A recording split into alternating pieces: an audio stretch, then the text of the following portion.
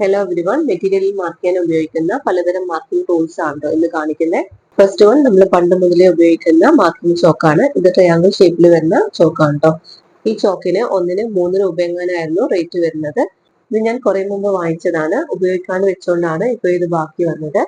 ഈ chalk marking ഒക്കെ നല്ലതാണ്, പക്ഷെ ഇത് ജസ്റ്റ് ഒന്ന് വീണാൽ തന്നെ ഇത് ചെറിയ ചെറിയ പീസുകളായിട്ട് പൊട്ടിപ്പോകും.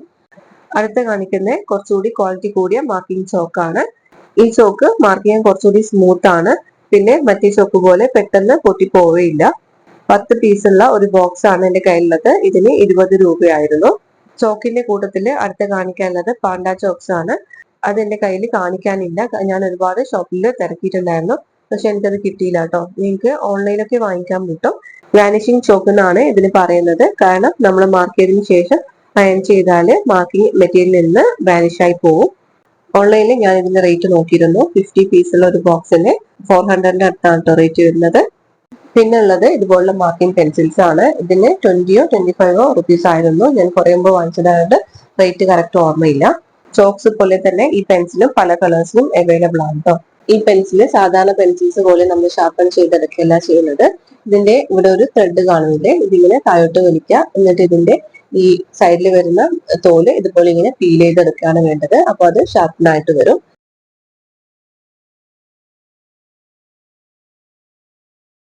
ഇനി ഒരു പെന്നാണ് കാണിക്കുന്നത്. വാട്ടർ ഇറേസിബിൾ പെന്നാണ് ഇതിന്റെ പേര്.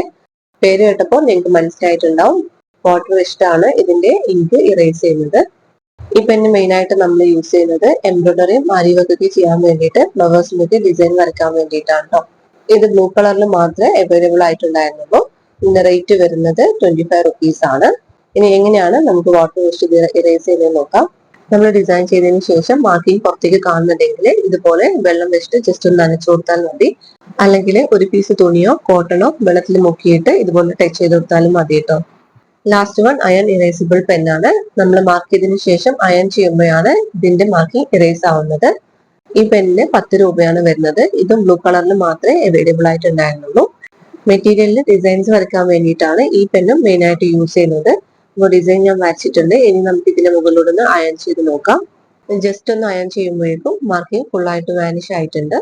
പിന്നെ ശ്രദ്ധിക്കുന്ന ഒരു കാര്യം, ഉപയോഗിച്ച് കഴിഞ്ഞാൽ പെന്നിങ്ങനെ ഓപ്പൺ ആക്കി വെക്കരുത്. അപ്പൊ തന്നെ ടോപ്പ് വെച്ചിട്ട് ക്ലോസ് ചെയ്യണം, അല്ലെങ്കിൽ ഇതിന്റെ ഇങ്ക് പെട്ടെന്ന് ഫ്ലോട്ട് ആവാനുള്ള ചാൻസ് ഉണ്ട്. ഈ വീഡിയോ നിങ്ങൾക്ക് യൂസ്ഫുൾ ആയിട്ടുണ്ടോ എന്ന് ഞാൻ വിശ്വസിക്കുന്നു. അടുത്തൊരു വീഡിയോയിലൂടെ നമുക്ക് വീണ്ടും കാണാം.